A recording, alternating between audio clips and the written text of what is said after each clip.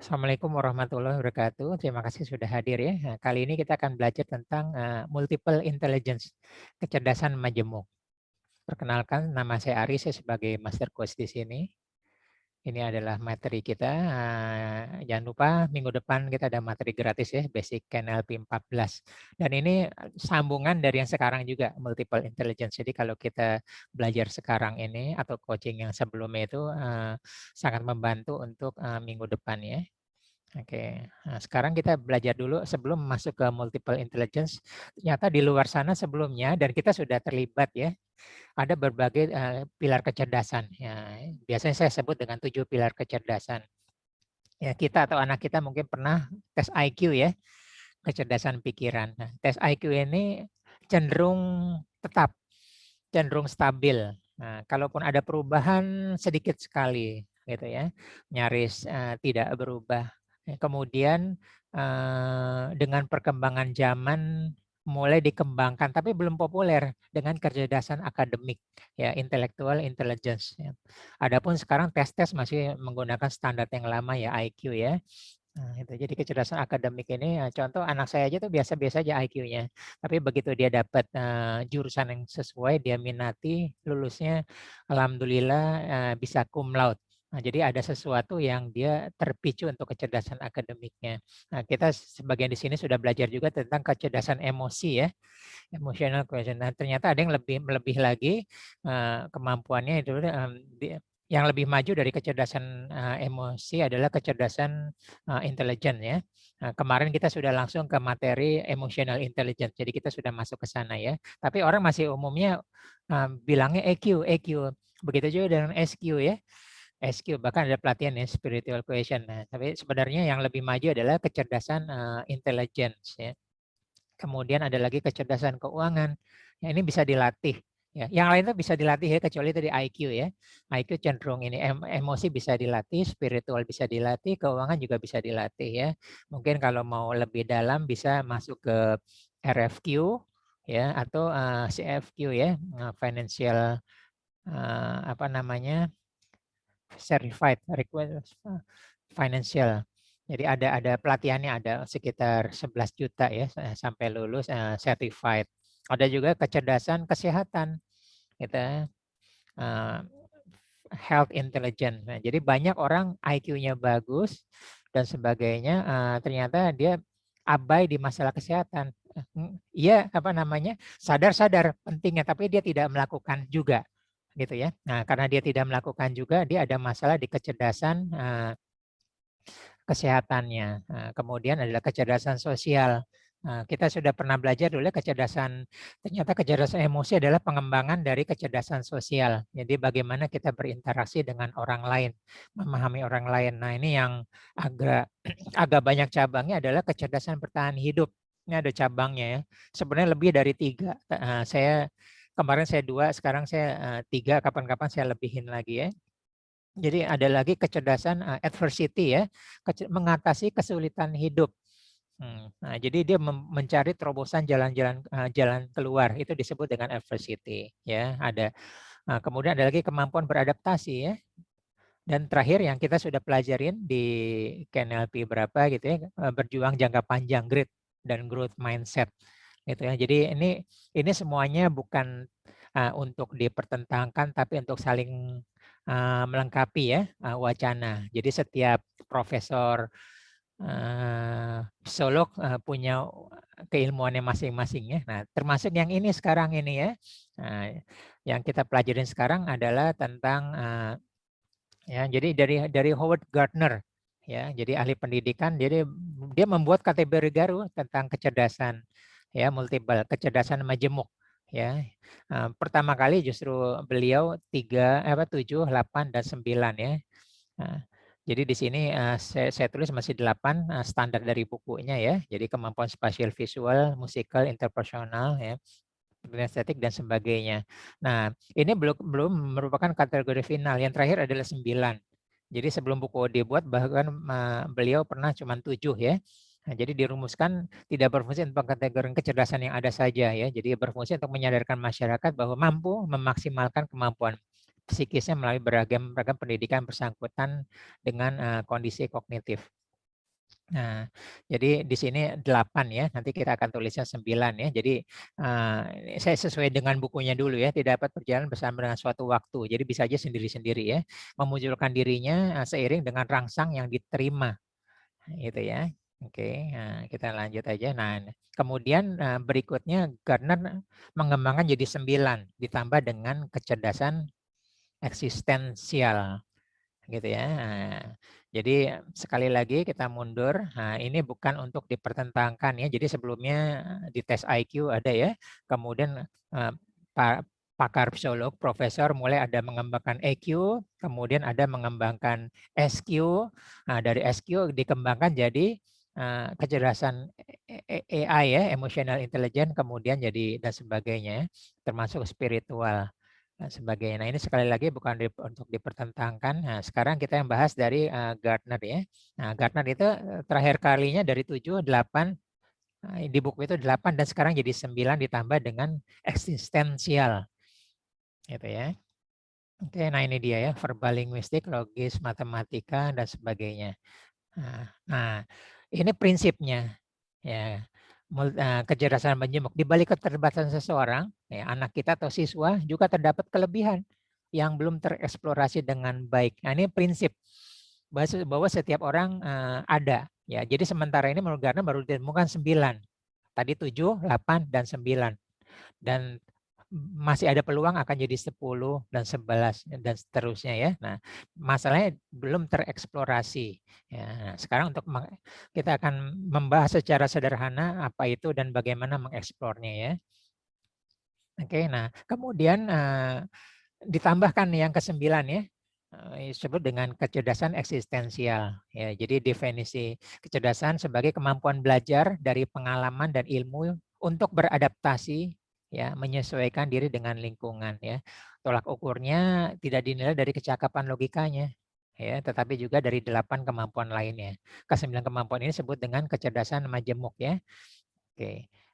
Ya, jadi pertama kali adalah kecerdasan verbal linguistik. Ya. Nah, jadi kecerdasan komunikasi ini melibatkan kemampuan berbahasa melalui membaca, ya, menulis, berbicara, ya, memahami urutan dari dan makna dari kata-kata, serta menggunakan bahasa dengan benar. Ya, jadi anak kita yang memiliki kecerdasan ini kuat dalam bidang bahasa, mudah mengingat informasi verbal maupun yang tertulis, suka menulis, suka membaca, ya, jago debat, pidato, suka melontarkan humor. Nah, jadi beberapa humor sih itu dengan kata-kata yang tajam, lucu, ya, singkat itu kecerdasan itu ya, kecerdasan linguistik dan juga bisa menjelaskan sesuatu dengan baik.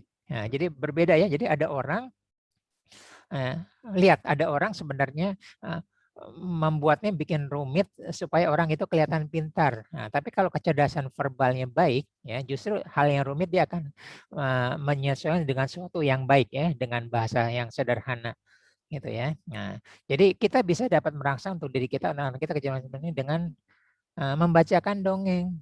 Nah, gitu ya. Dulu kita waktu kecil ada dongeng sebelum bobo ya. Storytelling ya, mengajarkan kata-kata baru, meminta si kecil untuk mengarang cerita ya, menulis, membaca puisi, menulis buku harian, berbincang-bincang tentang apa yang dia lakukan. Nah, jadi perlunya kita berbincang-bincang, menulis ya dan sebagainya, termasuk kita sudah pernah belajar metafora ya dan sebagainya. Itu semua dalam rangka kecerdasan verbal linguistik. Ya, jadi menyampaikan pendapat ya, bertanya dengan coaching. Nah, kita saling melengkapi terus ya minggu ke minggu ya. Nah, itu adalah kecerdasan linguistik dan semua itu adalah dilatih, dirangsang ya dari berbagai segi, kemudian menyampaikan pendapat ya. Terus kita menyampaikan emosi kita dengan cara yang elegan ya. Kita pernah pelajari di kecerdasan emosional gitu ya. Kita cara bertanya yang langsung to the point kita sudah pernah pelajarin di teknik coaching. Nah, itu semua tentang kecerdasan verbal. Jadi berita baiknya adalah sering-seringlah aja berbicara ya, menulis, membaca, atau kita storytelling ya, atau kita bermain metafora ya, dan sebagainya untuk kita meningkatkan kecerdasan bagi diri kita ataupun orang lain ya, terutama anak kita. Nah, itu disebut dengan kecerdasan verbal. Nah, sekarang yang lagi hit adalah untuk kecerdasan verbal adalah menulis. Jadi jangan salah ya, anak sekarang kan sukanya visual ya. Visual banyak bermain, tapi di dalam visual itu ada kecerdasan menulis untuk konten. Gitu ya. Jadi sebelum bikin visual ada konten ataupun yang tertulis ya. Medsos itu walaupun ada foto, nanti ada kata-katanya. Ya, itu adalah konten, konten creator. Nah, itu juga dibutuhkan. Jadi di balik ya, di balik perubahan zaman, perubahan apa namanya karakter dari anak-anak kita yang milenial yang lebih tipe visual, ternyata ada bagian lain yang jarang ya, dan itu jadi peluang mereka yang jarang ini, yaitu kecerdasan verbal ya. Biar bagaimanapun visual ada konten kreatornya di sana. Seperti itu ya. Jadi walaupun kita mau syuting apa-apa tuh sudah ada bikin skripnya itu. Nah, itu yang jarang gitu ya. Nah, saat ini jarang dan nanti jarang gitu. Nanti kita dan anak kita mulailah melatih di kecerdasan verbal ya. Jadi boleh mulai dari tertulis dulu baru baru berbicara, boleh berbicara baru menulis juga boleh ya. Saya sendiri lebih cenderung untuk berbicara pada menulis ya, males gitu, detil. Tapi dipaksain lama-lama saya tiap minggu menulis begini, saya jadi terlatih lagi gitu loh. Dan seterusnya. Nah, kemudian kecerdasan logis matematis ini sangat jelas ya. Kecerdasan mengolah angka, matematika, logika ya, menemukan memahami berbagai pola pikir, visual, jumlah, warna ya. Nah, jadi ini sangat jelas ya. Memicu kecerdasan logis matematika pada buah hati kita latih kecil dengan permainan analisis berhitung ya dan sebagainya. Nah, jadi ya ini biasa ya. Nah, jadi memang sudah jelas orang menyukai matematik ya, lebih mudah memahamin, sangat jelas dia mempunyai kecerdasan logis matematis. Nah, tetapi ada masalahnya kalau kita berbicara dengan tipe seperti ini harus menyampaikan alasan logis gitu. Kalau enggak belum diterima. Nah, kemudian kecerdasan spasial visual ya. Jadi anak ini mampu mengandalkan imajinasi, senang akan bentuk, gambar, pola, desain ya, serta tekstur. Kemampuan spasial visual ini dapat diasah dengan menggambar, melukis, membangun sesuatu ya, bermain warna, puzzle ya, lilin-lilinan ya. Kemudian arsitek. Nah, arsitek ini keharusan ya untuk spasial. Jadi kasihan apa namanya waktu saya kuliah tuh gambarnya dibalik dia. Saya bisa tapi teman sebelah saya kok kamu bisa sih gitu loh. Saya nggak bisa diputar-putar. Oh, dulu saya belum ngerti. Ternyata itu bagian dari kecerdasan spasial visual ya, pelukis, seniman gitu ya. Bahkan jadi kemampuan 3 dimensi sebenarnya kalau di tes minat bakat kemampuan TMBK ini adalah kemampuan melihat ruang. Jadi 3 dimensi ya. Tapi di sini jadi satu kecerdasan spasial. Spasial itu kan sebenarnya ruang ya. Anak ini dilatih untuk spesial kemampuan mengingat memori pelajaran logika dengan baik. Ya, jadi ini bisa juga dilatih ya. Kita melihat apa namanya suatu ruangan, kita memejamkan mata, di ruangan itu ada kursi berapa, kursi di mana aja, ada lampu berapa, ini bisa dilatih ya. Jadi emang untuk latihan meningkatkan visual atau spasial adalah seperti ini. Jadi bagi kita atau anak-anak kita yang lemah di visual bisa dilatih seperti itu ya. Kita melihat, kita memejamkan mata. Ya walaupun ada yang secara apa namanya gift dari Tuhan, photographic memory ya, luar biasa ya. Langsung itu apa yang dia lihat terekam sempurna ke dalam ingatannya. Nah, itu ada juga. Seperti itu ya. Nah, kemudian kecerdasan kinestetik jasmani ya. Nah, jadi dia melibatkan kemampuan koordinasi anggota tubuh, keseimbangan ya, olahraga. Nah, ini menari ini memerlukan ini kecerdasan di sini, enak gitu ya. Apa namanya, berdansa kanan kiri ya, maju mundur ya. Kalau enggak kakinya apa kita kusut gitu. Nah, dia seperti itu ya. Jadi klub tari, olahraga, bermain lempar, tangkap benda ya, menjaga keseimbangan saat berjalan atau bermain teater. Ya, jadi kecerdasan kinestetik nih. Kecerdasan kinestetik ini bisa dilatih minimal dengan olahraga dulu ya. Dengan ini kita bergerak. Nah, sekarang masalahnya adalah sekarang jadi masalah dengan pembelajaran online ya, PJJ. Nah, kita apalagi pandemi ya, kita jadi ter terjebak ya tanda petik di dalam rumah kita ya. Jadi pergerakan kita kurang, lebih banyak berselonjor ya dan sebagainya. Nah, ini akan mengurangi kecerdasan kinestetik kita ya. Tentu aja nanti berhubungan dengan kesehatan ya dan sebagainya. Nah, ini untuk melatihnya boleh ya. Saya lihat dari medsos orang lain ya, mereka melatih dansa boleh juga gitu ya. Itu dalam rangka meningkatkan kecerdasan kinestetiknya, gerakannya kanan kiri yang paling minimal poco-poco lah seperti itu ya. Nah, kemudian ada lagi kecerdasan musikal ya. Nah, jadi tidak hanya mendengarkan tapi memainkan juga ya.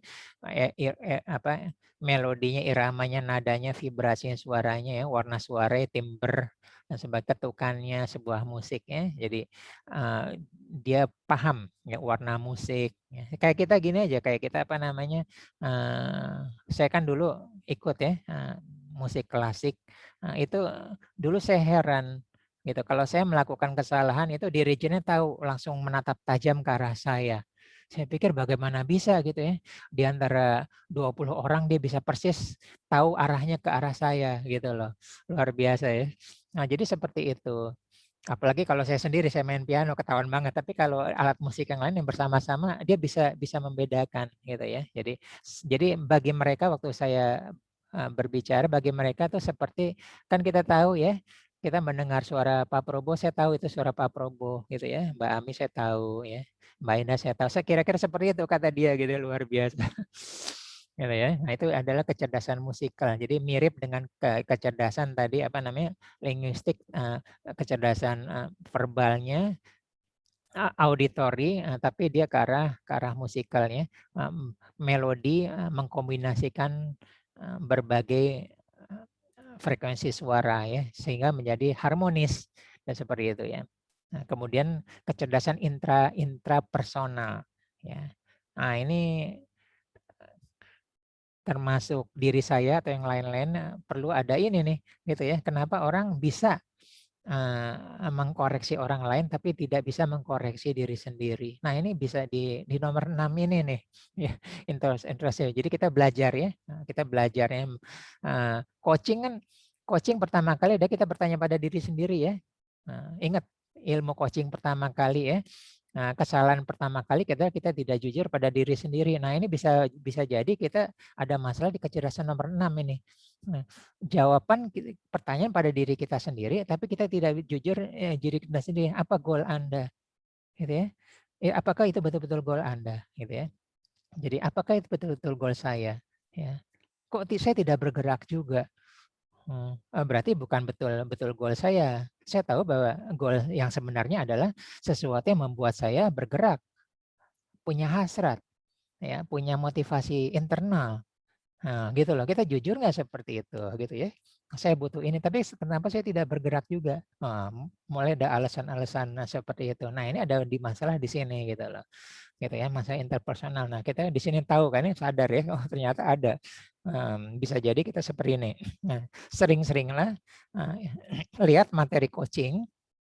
Ya, materi coaching sering-seringnya bertanya pada diri kita sendiri. Nah, di sana adalah kita meningkatkan kecerdasan intrapersonal kita gitu ya.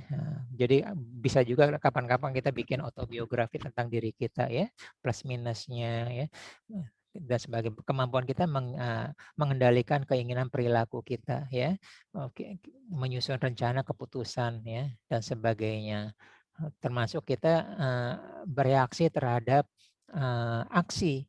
Apakah reaksi itu menghancurkan orang lain atau justru membangun hubungan dengan orang lain. Nah, itu adalah bagaimana kita mengontrol diri kita.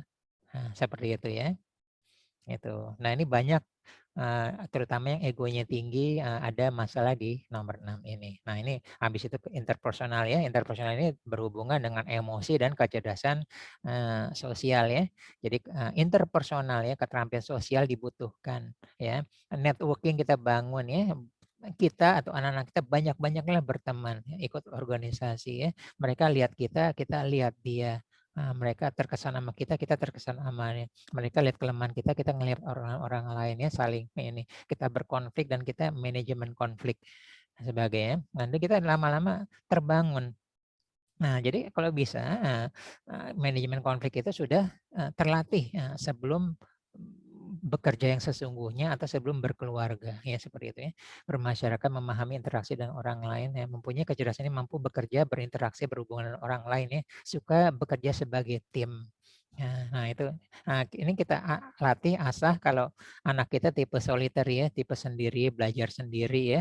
Kalau kalau apa namanya ribut dikit suka distract ya, nggak bisa belajar ya, kesal, marah-marah. Nah ini perlu dibangun kecerdasan interpersonalnya. Ya, milikilah banyak teman. Nah ini juga jadi masalah sekarang ya, tadi kinestetik dan interpersonal dengan tantangan tersendiri dengan zaman pandemi gini ya. Gitu loh. Semua cuma tampak yang ada di wajah ya, Zoom. Padahal kecerdasan interpersonal itu kita bisa melihat, mempelajari gerak-gerik perilaku orang lain. Teman kita, bahasa tubuh dia. Kalau dia lagi marah, dia lagi bahagia, dia lagi gembira seperti apa. Enggak hanya tampak suara apa-apaan itu, semua itu informasi itu meningkatkan kecerdasan interpersonal kita, kecerdasan sosial kita, dan kecerdasan emosional kita. Gitu ya. Kemudian menunjukkan empati pada orang lain ya, sensitif terhadap perasaan ide-ide orang lain ya, memediasi konflik.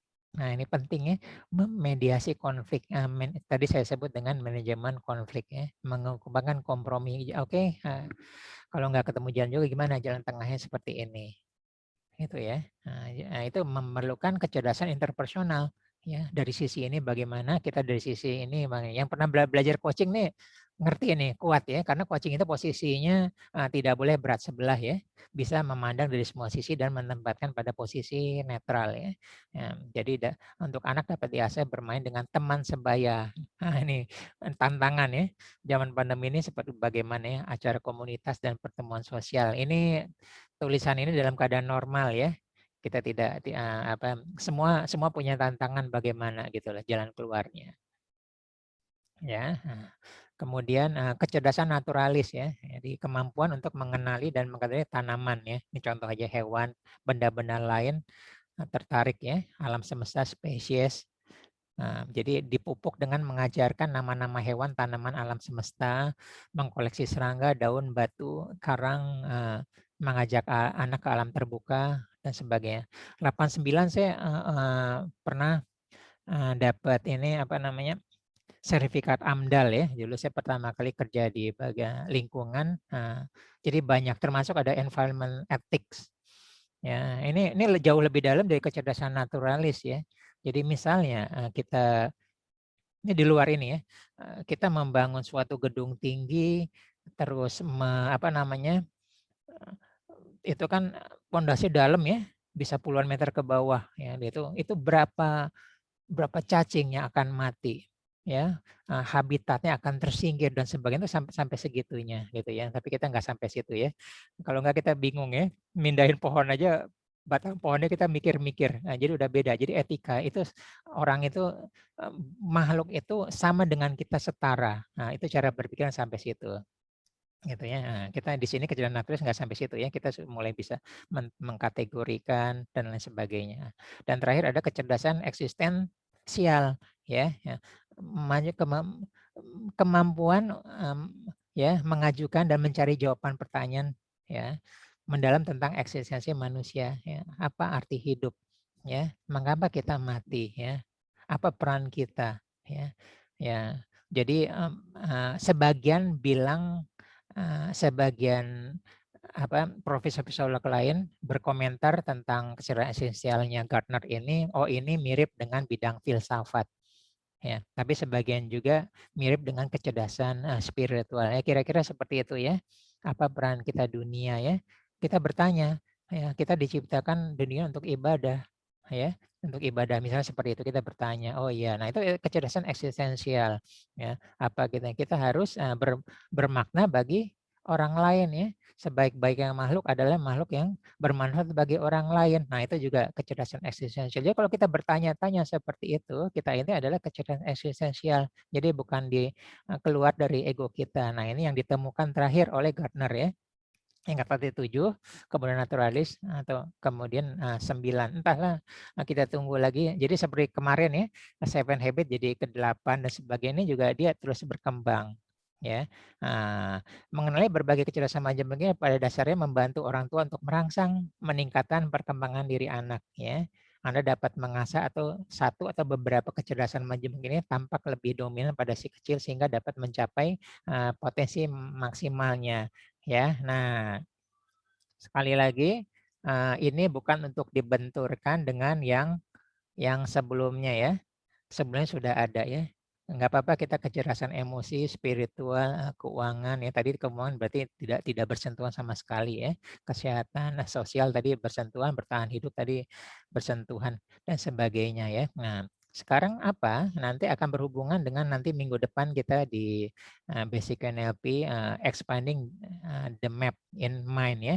Jadi semakin banyak kemampuan kita, semakin banyak informasi yang kita punya saat ini, semakin luas, semakin dalam wawasan kita, pengetahuan kita, kecerdasan kita, maka kita semakin banyak mempunyai pilihan untuk mengambil keputusan. Gitu ya. Nah, jadi contoh kalau kita punya kecerdasan naturalis ya. Nah, kita sudah atau yang tadi saya bilang ya, environment ethics ya. Nah, pengambilan keputusan kita akan menyertakan lingkungan. Gitu ya. Nah, di sini kecerdasan eksistensial ya, atau sebelumnya ada kecerdasan visual ya. Kalau ini kita punya kecerdasan itu, kita tahu norma-norma dan nilai-nilai agama kita. Maka saat kita mengambil keputusan, ini kita sertakan ya. Apa dampaknya? Bagaimana pertanggungjawab saya nanti dengan Tuhan? Ya, bagaimana? Gitu ya. Padahal saya ditugaskan Tuhan seperti ini. Nah, jadi makin banyak kita punya kecerdasan, makin kita punya, termasuk makin banyak skill yang kita latih, ya, semakin banyak ilmu yang kita dapat, termasuk yang di sini sebagian besar ikut ya tiap minggu kelas saya ya. Nah itu modal itu makin banyak untuk nanti sebagai opsi-opsi yang mengambil dan mengayakan. Kira-kira seperti itu ya. Jadi apa namanya? Saya tidak banyak, silakan lebih banyak nanti di diskusi ya. Silakan kalau ada pertanyaan. Kita lanjut diskusi ya.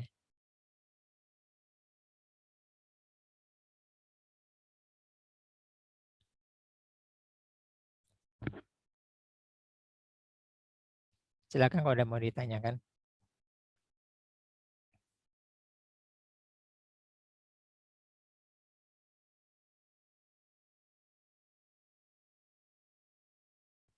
Nah, jadi apa-apa yang sudah kita pelajarin ya, itu semuanya akan memperkaya kehidupan kita gitu ya dalam mengambil keputusan. Jadi apapun ya. Nah, jadilah di sini boleh ya. Nah, kalau kita punya kecerdasan sosial atau kecerdasan kesehatan ya.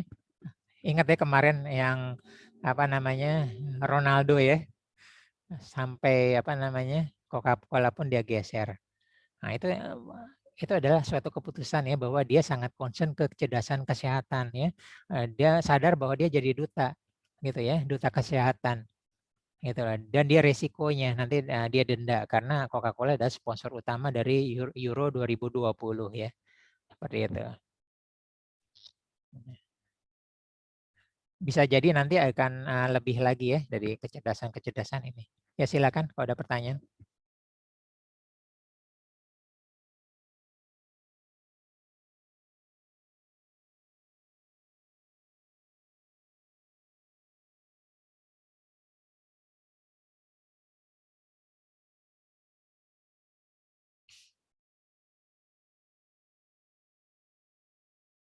Atau ada yang mau dibahas apa namanya didiskusikan.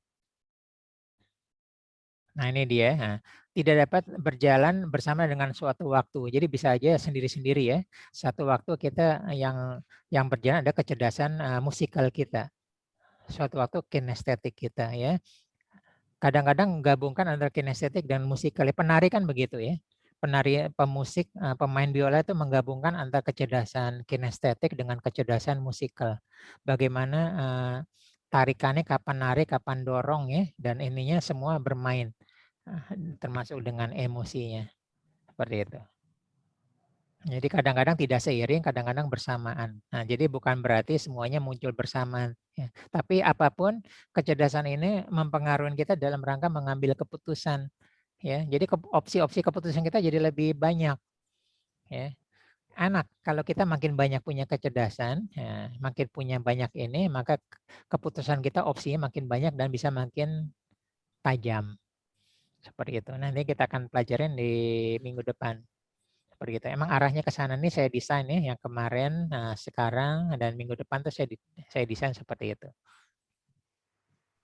Selamat pagi Pak Tri. Pagi Pak Probo. Iya, Pak boleh dibantu ini Pak.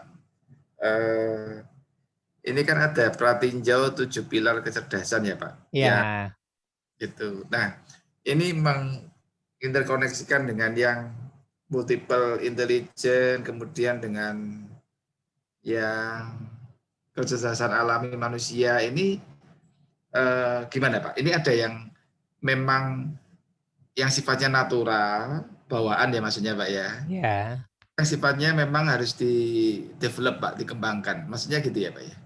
Atau iya, ini matrik ya Pak, seperti yang saya lihat ya Pak ya? iya betul. Jadi sebenarnya ini adalah kan setiap setiap ahli psikologi ya, apalagi sudah dokter, pasti dia menguntakan makalah ya, punya penelitian ya. Nah, makalah Iya, timbulnya IQ kan, cara iya, menghitungnya bagaimana gitu kan ya. Kemudian oh ada ternyata dalam pekerjaan yang dibutuhkan bukan IQ, EQ gitu kan ya.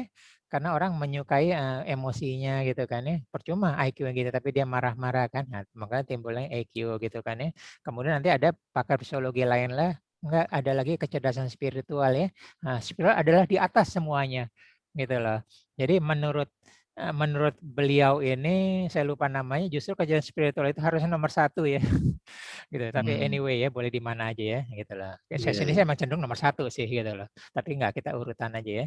Nah, spiritual ada. Nah, jadi tadi spiritual tadi mirip dengan eksistensial ya. Nah, jadi kalau kalau kita ada kecerdasan spiritual, Pak Probo ya, kalau agama menuntun kita ya, ya apa-apa kita sudah udah ikut ya arahan Tuhan enak ya. Nah, gitu maksudnya. Kita berbicara, kita beremosi semua diatur kan oleh Tuhan kan ya.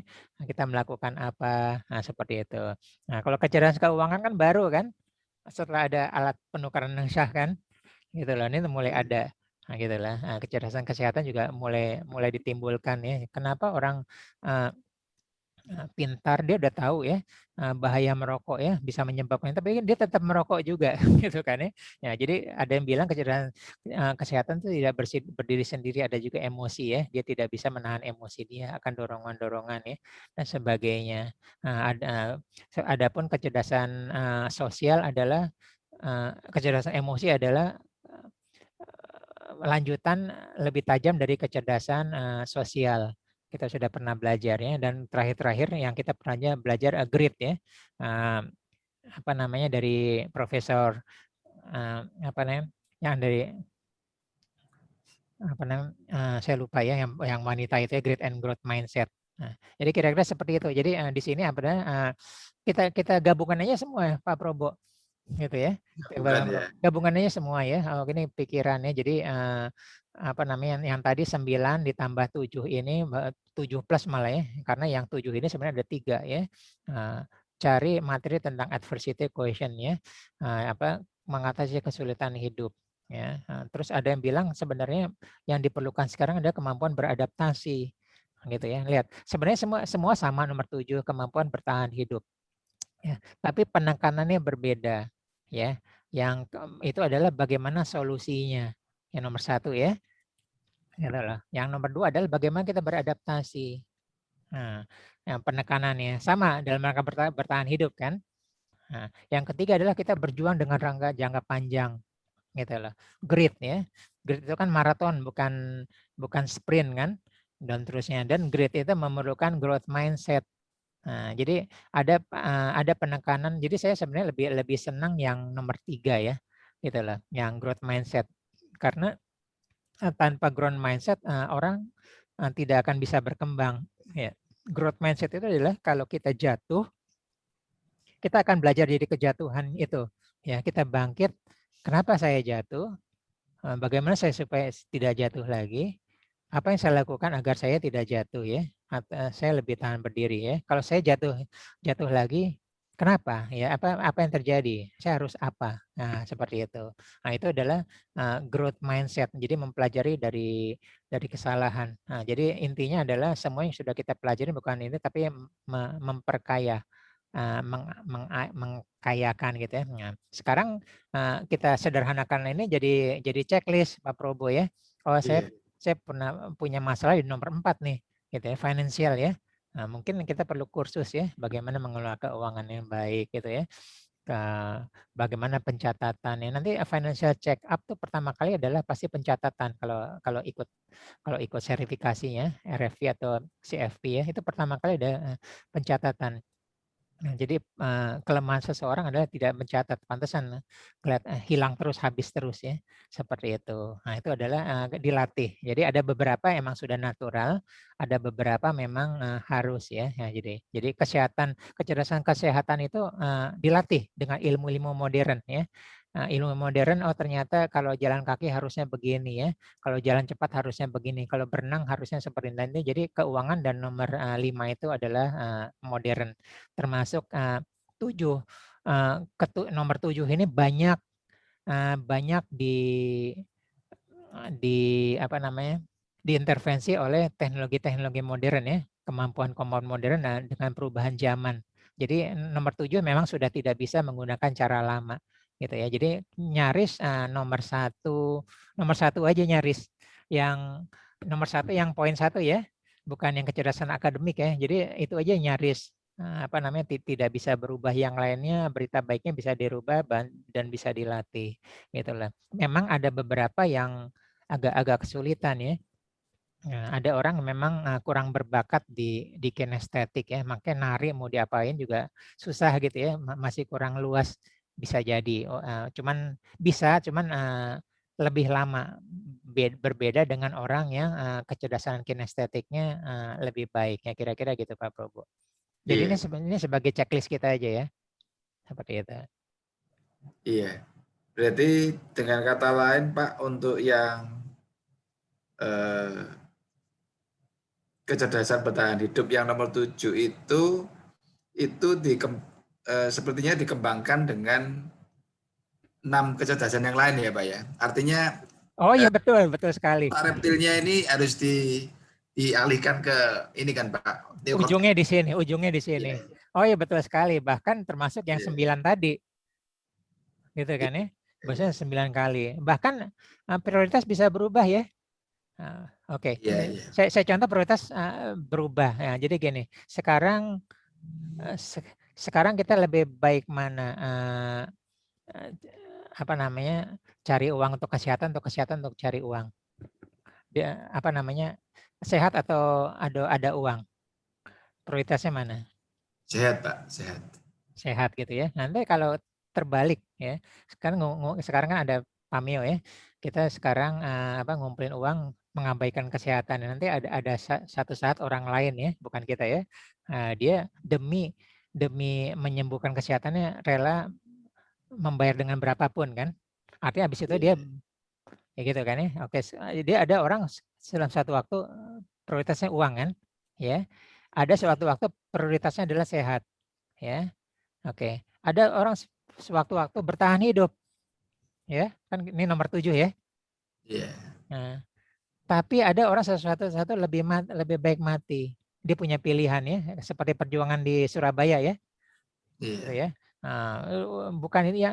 Jadi dia lebih milih kemerdekaan daripada kematian, gitu ya. Hmm. Merdeka atau mati ya. Kalau saya Mereka atau mati berjuang, Pak ya. ya nanti anak cucu saya merdeka, saya yang berjuang. Nah, gitu loh.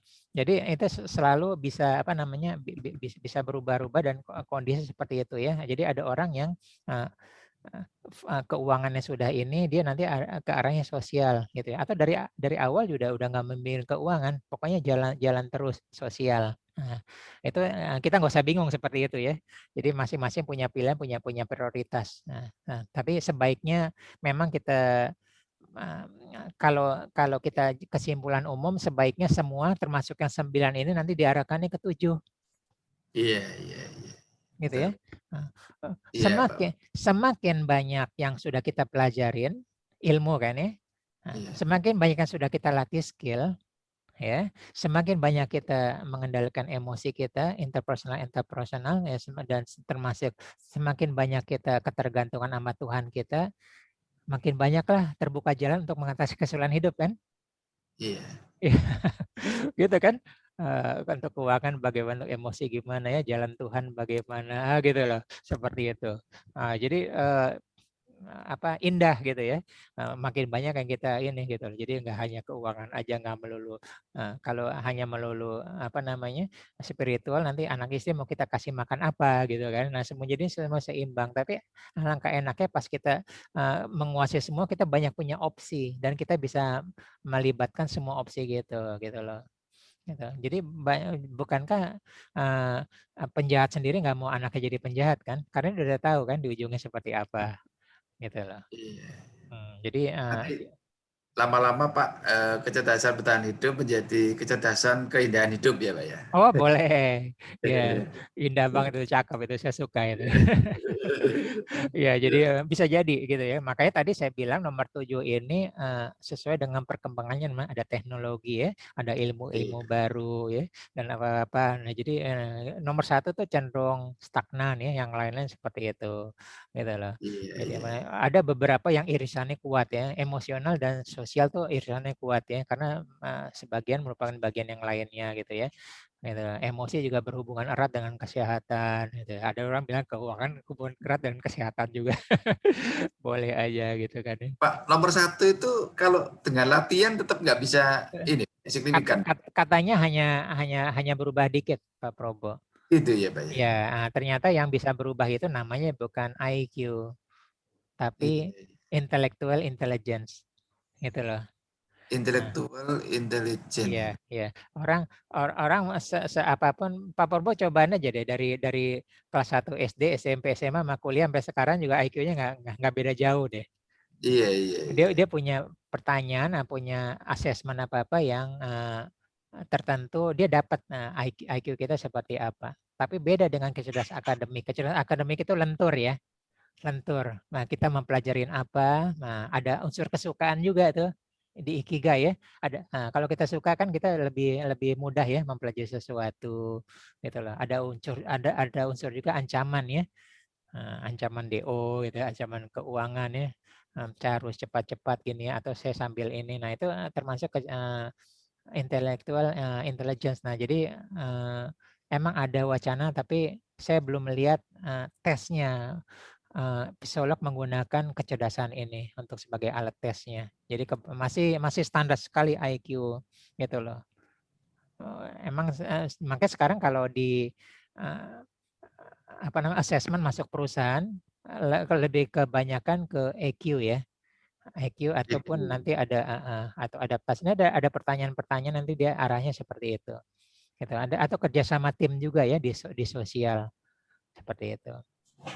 Itu banyak pertanyaan-pertanyaan jebakan seperti itu. Nah ini jadiin poin kita aja Pak Probo ya. Iya, Oh saya kayaknya lemah, kan harusnya kan seimbang nih semua gitu ya, keuangan bagus, kesehatan bagus, sosial bagus ya, spiritual bagus, emosi bagus ya, akademis kita bagus ya. Nah akademis ini berhubungan dengan growth mindset Pak Probo ya, iya, intellectual intelligence ya, mindset ya. Nah semakin banyak kita pelajarin, mindset kita berkembang ya. Semakin kita berlatih itu kan ada jatuh bangun nih ya, mindset kita berkembang. Gitu ya. Terus kita, pas kita membuat goal ya di Seven Habits yang nomor 2, mindset kita berkembang. Karena apa? Karena arah kita adalah ke goal tersebut. Nah, seperti itu. Nah, itu growth mindset. Makanya sebenarnya saya dari adaptasi, dari adversity ini saya lebih suka dari Angela Duckworth ya, Grit and iya, Growth Mindset. Nah, Angela ya. seperti itu. Nah, jadi, saya sangat-sangat terinspirasi dari dia, gitu lah. Jadi saya pikirkan bahwa Indonesia, berjuang 350 tahun dan terinspiratif dari, 10 November Surabaya kan, seperti itu. Berjuang berjuang berjuang. Nah ini karena, yang kita bangun sekarang kan, perjuangan jangka panjang kan, gitu loh, gitu loh. Bisa jadi kita kalah dalam pertempuran tapi kita menang dalam peperangan kan, war dengan, ini kan. battle dengan war kan. Bisa jadi kita kalah di battle kan, tapi kita bisa menang di war gitu loh. Kalimatnya seperti itu. Gitu. Iya. Ada lagi atau yang lain silakan.